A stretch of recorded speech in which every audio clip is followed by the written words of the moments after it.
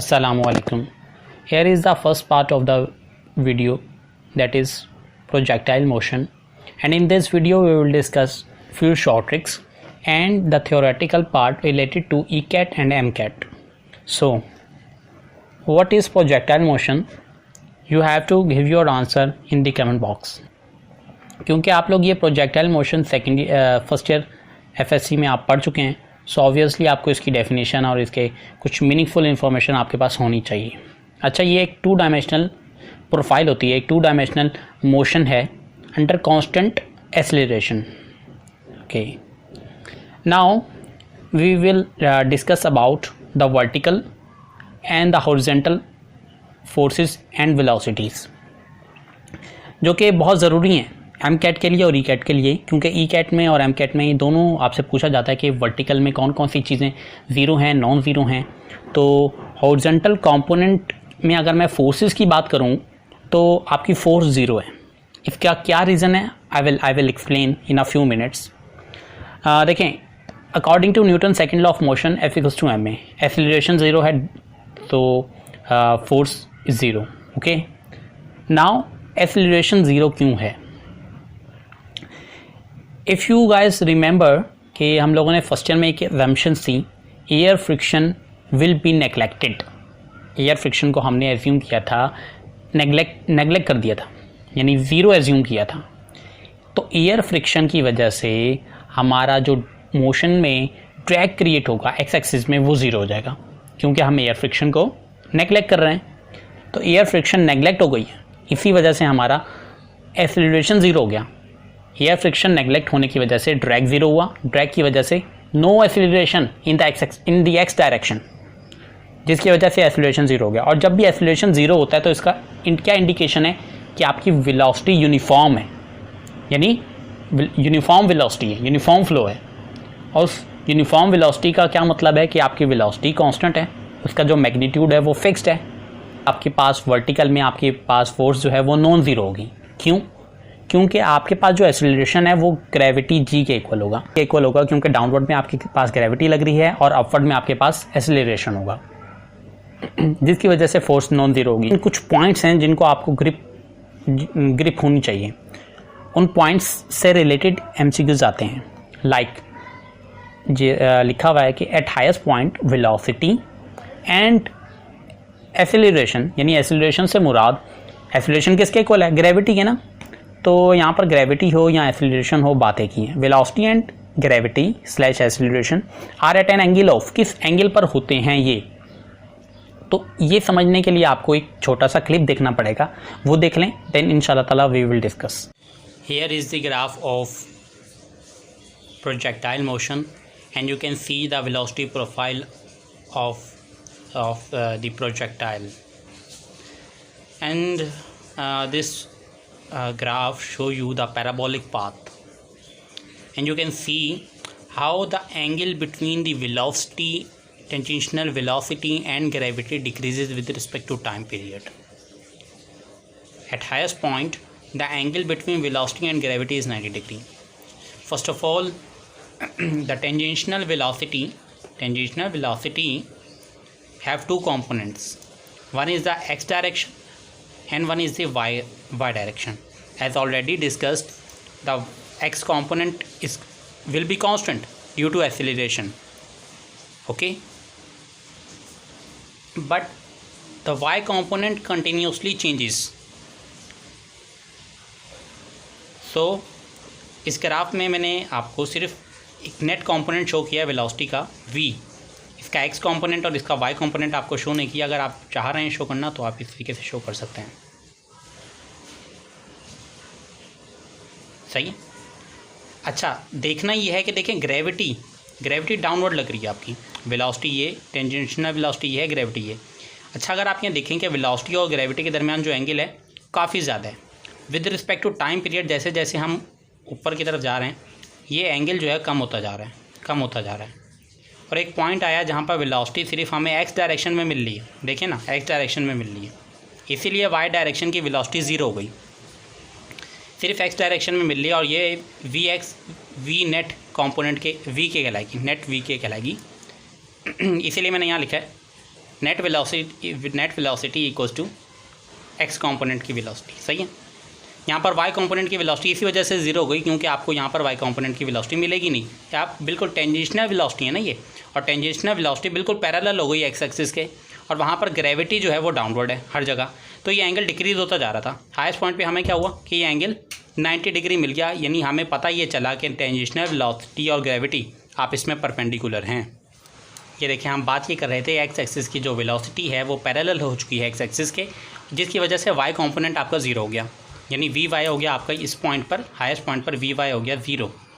इसीलिए मैंने net velocity we x के शो की, और ये वी एक्स ग्रेविटी जी के परपेंडिकुलर हो गई, यानी हाईएस्ट पॉइंट पर ये वेलोसिटी कंपोनेंट, टेंजेंशियल वेलोसिटी और ग्रेविटी आपस में परपेंडिकुलर हो जाते हैं। अच्छा, हमें यहाँ से एक पॉइंट ये मिला कि हाईएस्ट पॉइंट पर वाई कंपोनेंट ज़ीरो हो गया, एक्स कंपोनेंट जो है वी के इक्वल हो गया, और ये किसके इक्वल हो जाएगा, वी आई कॉस थीटा के। वी एक्स किसके इक्वल हो जाएगा, वी कॉस थीटा के। ओके, और वाई कंपोनेंट ज़ीरो हो चुका है, और हमें ये भी पता चला हाईएस्ट पॉइंट पर एंगल, ग्रेविटी और वेलोसिटी, टेंजेंशियल वेलोसिटी, ये दोनों परपेंडिकुलर हो जाते हैं। एक नया पॉइंट जो हमें पता चला वो ये है कि स्टार्टिंग पॉइंट से लेकर फाइनल पॉइंट तक ग्रेविटी और टेंजेंशियल वेलोसिटी के दरमियान जो एंगल है वो कंटिन्यूसली डिक्रीज़ हो रहा होता है। देख रहे हैं यहाँ पर कितना ज़्यादा एंगल है, फिर ये कम होता जा रहा है, फिर कम होता जा रहा है, इतना ज़्यादा कम हो गया कि अब ये 90 हुआ, फिर मज़ीद कम हो रहा है। ये देखिए अगर आप ये एंगल नोट डाउन करें, ये एंगल कम होता जा रहा है, तो ये कंटिन्यूसली डिक्रीजिंग एंगल है, और ये जो प्रोफाइल है ये पैराबोलिक प्रोफाइल है। ये जो वेलोसिटी प्रोफाइल मिल रही है ये आपको कैसी प्रोफाइल मिल रही है, पैराबोलिक प्रोफाइल। आई होप आपको आपका आंसर मिल चुका होगा। तो now we will discuss about at highest point कौन कौन सी प्रॉपर्टीज़ हैं जो ज़ीरो हैं, नॉन ज़ीरो हैं, और कौन सी प्रॉपर्टीज़ हैं जिनमें चेंज आता है। बहुत ज़्यादा इंपॉर्टेंट पॉइंट है ये एट हाईएस्ट पॉइंट वाला, ई कैट और एम कैट से रिलेटेड, तो ख़ास तौर पर यहाँ पर ख़ुसूसी अपनी तवज्जो दीजिएगा। स्टूडेंट्स का अक्सर क्वेश्चन होता है कि सर प्रोजेक्टाइल्स मोशन से रिलेटेड कुछ ऐसे एमसीक्यूज़ आ गए जिनमें एनर्जीज़ का, मोमेंटम का पूछा हुआ था, और हमने ऐसे फार्मूलाज या ऐसी जो डिस्कशन है वो क्लासरूम में तो की नहीं। तो ये भी यहाँ पर मैंने एक स्लाइड डाल दी है, आप इसको भी नोट डाउन कर लीजिए।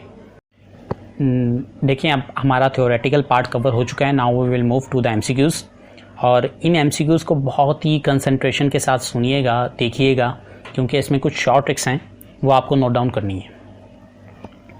अच्छा, a projectile is thrown at 30 degree. सबसे पहले हमें क्या दिया हुआ है, एक एंगल दिया हुआ है, it attains a height of 80 metre. इसने हाइट कवर कर ली है 80 metre. Find its time of flight. अच्छा, इस एमसीक्यूज़ में एक सबसे अजीब बात यह है कि ये हमें हाइट दी हुई है, एंगल दिया हुआ है और टाइम पूछ रहा है, जबकि हमने अभी तक प्रोजेक्टाइल मोशन के चैप्टर में कोई ऐसा फार्मूला नहीं पढ़ा जिसमें हाइट और टाइम का रिलेशनशिप डायरेक्टली एक ही फार्मूले में हो। एक ही फार्मूले में आपका हाइट भी आ रही हो, टाइम भी आ रहा हो। तो यूजिंग इंटरपोलेशन और यूजिंग डिफरेंट मेथड्स हम लोगों ने एक फार्मूला जो है वो जनरेट किया है, जो कि रिलेशनशिप बताएगा हमें रिलेशनशिप बताएगा between the height and the time of flight. So note down कर लें इस फार्मूले को, और इस शॉर्ट फार्मूले को, h equals to G T square divide by 8। जी की वैल्यू 9.81 यू गाइज नो। और अब आप क्या करेंगे, इस फार्मूले में आप अपने डेटा को पुट करेंगे। जी की वैल्यू आपके पास ऑलरेडी है, h की वैल्यू आपको दी हुई है 80 मीटर, और एंगल की आपको नीड नहीं है। तो देखें गाइस कितना आसान हो गया, और आपका आंसर जो है वो अब 8 सेकंड आ जाएगा। अब नेक्स्ट एमसीक्यू है हमारे पास, for what angle the range would be 4 times of the height. हमारे पास रेंज जो है वो 4 गुना हो जाए हाइट के। बहुत अच्छा एमसीक्यूज़ है, और इसमें हमें बताना है कि एंगल क्या होगा। इसका भी यूजिंग इंटरपोलेशन और डिफरेंट मेथड्स के थ्रू हमने एक रिलेशनशिप डेवलप किया रेंज और हाइट के दरमियान, जो कि r equals to n times of h, r equals to n times of h है। और ये n क्या है, कोई भी ऐसा नंबर जो आप चाह रहे हैं कि रेंज 4 टाइम्स हो जाए हाइट के, 5 टाइम्स हो जाए हाइट के, तो n की जगह आप वो नंबर पुट कर देंगे। और एंगल कैसे निकालेंगे, theta equals to tan inverse 4/n। n की जो भी वैल्यू आपको डेटा में गिवन है ना, क्वेश्चन में, एमसीक्यूज़ में, वो आप n फॉर्मूले में यहाँ पुट करेंगे, आपका एंगल आ जाएगा। अब यहाँ पर दिया हुआ है हमें 4 टाइम्स ऑफ हाइट, तो हम क्या करेंगे, n की वैल्यू 4 पुट करेंगे, 4 से 4 कैंसिल हो जाएगा, tan इनवर्स 1 क्या होता है 45 की इक्वल होता है, तो थीटा हो गया आपका 45। सही है, एंगल आपका आ गया 45 डिग्री। लेकिन अगर अब वो आपको एंगल दे दे और आपसे पूछे कि अब आप बताएं रेंज और हाइट, रेंज कितने टाइम्स हाइट के इक्वल है, तो अब आप बताएं, तो आपको तब भी या एंगल दिया हुआ होगा तो एंगल से क्या करेंगे, एन फाइंड आउट कर लेंगे और फिर आप आंसर इजीली अपना आंसर दे सकते हैं। तो अभी तक हमने 2 फॉर्मूलाज पढ़ लिए, एक रिलेशनशिप पढ़ा है हाइट और रेंज का, एक रिलेशनशिप पढ़ा है हाइट और टाइम का। सही है, इन शॉर्ट फॉर्मूलाज को आपने याद रखना ही, आपको फर्स्ट ईयर की बुक फिजिक्स की बुक में आपको नहीं मिलेंगे। अच्छा, थर्ड एमसीक्यूज ये है, range of projectile on a horizontal plane is same for the following pair of angles in degree. बहुत ही इंपॉर्टेंट एमसीक्यूज, और ये एमसीक्यूज ई-कैट में बहुत ज़्यादा आने वाला एमसीक्यूज है। इसका जो शॉर्ट मेथड ये है कि आपको एक ऐसा पेयर चूज़ करना है जिस पे रेंज सेम हो। तो इसका बड़ा ही आसान मेथड है, देख लें आप। रेंज के लिए आपने क्या करना है, 2 ऐसे एंगल चूज़ करें जिनका सम 90 के इक्वल हो, बस दोनों पर रेंज आपकी सेम होगी। बस ये आप याद रखिएगा, ये आप फॉर्मूला आपने अप्लाई करना है। आप क्वेश्चन पे आ जाएं, क्वेश्चन देखें, ऑप्शन ए है 15 एंड 18, क्या 15 और 18 को सम करने से 90 आ जाएगा? नो। क्या 43 और 47 को ऐड करने से 90 आ जाएगा? बिल्कुल, yes, the option is B. यहाँ पर हमारे पास ये एमसीक्यू नंबर 4 है जो कि आपको खुद सॉल्व करना है। अगर आपको कोई मुश्किल होगी तो आप मुझसे पूछ सकते हैं कमेंट्स बॉक्स के थ्रू, या ईमेल भी मैंने आपको दी हुई है। एमसीक्यू नंबर 5 भी आपको खुद सॉल्व करना है। अच्छा, इसका जो पार्ट 2 है प्रोजेक्टाइल मोशन का, वो इंशाल्लाह ताला कोशिश करूँगा जल्द से जल्द अपलोड हो जाए। लेकिन फ़िलहाल आपको पार्ट 1, ये प्रोजेक्टाइल मोशन के पार्ट 1 पर आपको बहुत अच्छे से काम करना है। जो थ्योरेटिकल पार्ट मैंने आपको शुरू में बताया है, उसको अगर आपने स्किप कर दिया तो लाजमी देखें, उसमें बहुत सारे ऐसे एमसीक्यूज़ हैं जो आपके कवर हो सकते हैं। जो मैंने सिर्फ एक्सप्लेनेशन दी है वहीं से आ जाते हैं एमसीक्यूज़, और जो मैंने शॉर्ट ट्रिक्स बताई हैं, रिलेशनशिप बताए हैं, वो आप नोट डाउन कर लें अपनी कॉपीज़ में, ताकि आप जब भी ई-कैट का या एम-कैट का टेस्ट दें तो आपके काम आ सकें। So thank you so much, खुदा हाफिज़।